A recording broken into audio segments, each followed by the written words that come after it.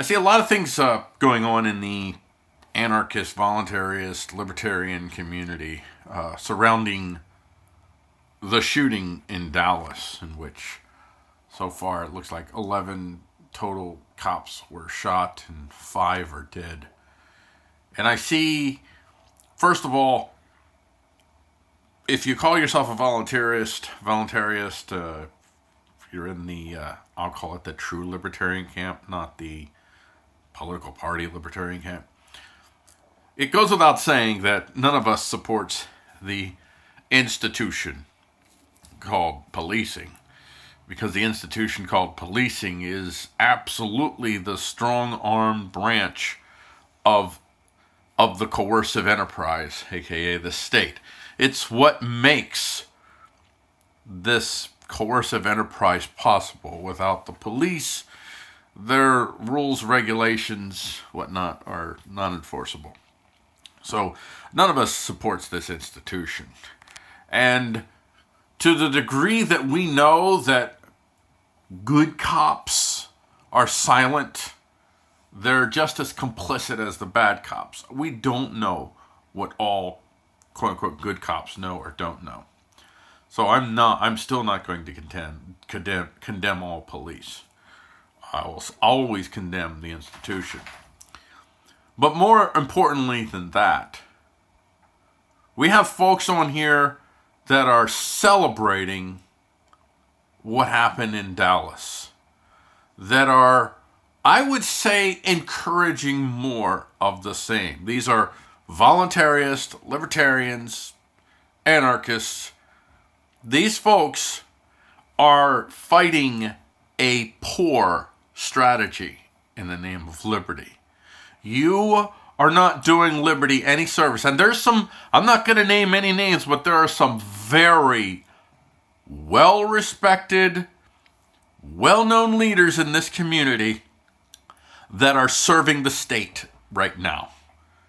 Obviously, they don't want to serve the state. Obviously, they don't think they're serving the state, but they are.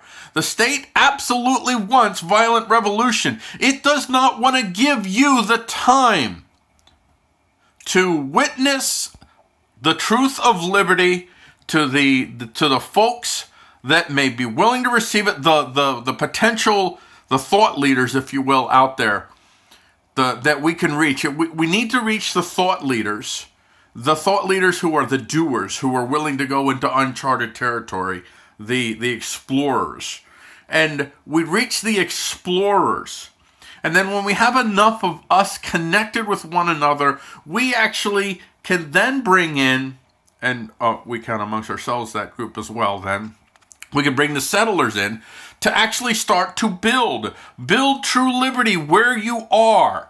And it's absolutely in the state's best interest to cut off that process, to not give us the time to continue to reach more people and to network with the people who have been reached and to start to build alternatives to the coercive enterprise right where we live.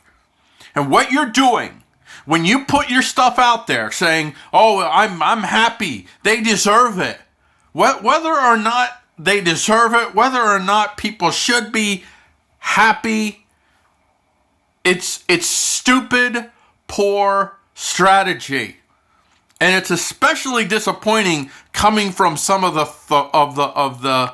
the respected leaders in this community that they don't see. They're reacting with emotions. They are not reacting as generals in the field, as leaders, as strategists. The point here is not to satisfy your emotions. The point here is to carve out the best path that gives us the best opportunity to let liberty take the land.